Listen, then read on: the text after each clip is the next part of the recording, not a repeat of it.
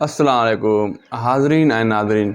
Soap serial ड्रामो ज़हर ज़िंदगी ड्रामे जी अॻी क़िस्त में छा थींदो, छा अॻी क़िस्त में वाकई हाणे रब्बन जेको आहे कमाल खे तड़पाए मारींदो या रईस गफ़ार खान पंहिंजे भाउ खे छॾाइण जे लाइ विच में अची वेंदो। अॻिते हली छा ओठे ते वारिस शक कंदो जेको उन ते हमिलो थियो आहे, या उहो ॻोठ ॾांहुं वेंदो बि सही या पंहिंजा दुश्मन मारण जे लाइ ऐं पंहिंजा दुश्मन ॻोल्हण जे लाइ कुझु क़दम खणंदो। इहो हाल हक़ीक़त तव्हांखे इन एपिसोड में था ॿुधायूं।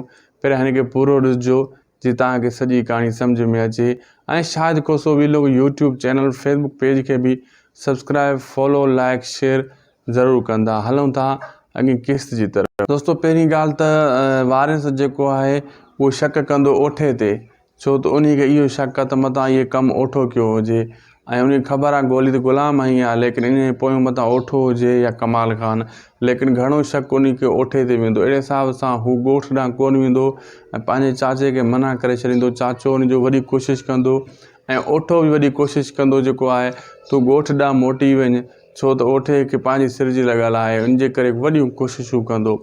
ऐं अॻिते हली छा वाकई हाणे रब्बन सिर खणी छॾंदो कमाल खान जो, या कमाल खान खे तूं उनजा वाठा या रईस गफ़ार खान छॾाइण में कामयाबु थी वेंदा। न दोस्तो, इहो ईअं ई ॿधलु हूंदो कमरे में। रईस गफ़ार खान पंहिंजी घरवारी खे त मना करे छॾियो आहे, पोइ क़िस्त में तव्हांखे असां ॿुधायो बि उनजी घरवारी ज़ोर कंदी आहे रईस गफ़ार खान ते त पंहिंजे भाउ खे छॾाए अचे, लेकिन हू मना करे छॾींदो आहे। ईअं थियो हुन मना करे छॾियो, लेकिन अॻिते हली बि वॾी कोशिशूं कंदी रईस गफ़ार खान जी घरवारी त जेको आहे पंहिंजे भाउ खे तूं छॾाए अचु, लेकिन रईस गफ़ार खान वरी बि मना करे छॾींदो ऐं रब्बन ईअं ई इन खे धक हणंदो पंहिंजी भेण सां गॾिजी करे, ईअं इज़ा ॾेई कमाल खान खे पूरो करण जी कोशिशि कंदो। लेकिन इहो ड्रामो ईअं ई काफ़ी क़िस्तनि ताईं जेको आहे कमाल खान ॿधलु हूंदो ऐं इन जा वाठा हाली तितर बितर थी विया, उहे इन खे छॾाइण कान ईंदा। इहो ईअं ई हथकड़ियुनि में ॿधलु हूंदो ऐं आचर जेको आहे पंहिंजी कमीना बि छॾे ॾिनी आहे। छा वाकई ईअं थींदो? बिल्कुलु हू पंहिंजे चाचे खे पंहिंजे मामे खे ॿधी करे खणणु वियो आहे। उहो कोशिशूं कंदो त पंहिंजे मामे खे ॿधी अचां ऐं उन खे सम्झायां, लेकिन हू पंहिंजी पूरी कोशिशि कंदो आचर अहिड़े हिसाब सां इहो जेको आहे पंहिंजे मामे खे सम्झाइण जी कोशिशि कंदो।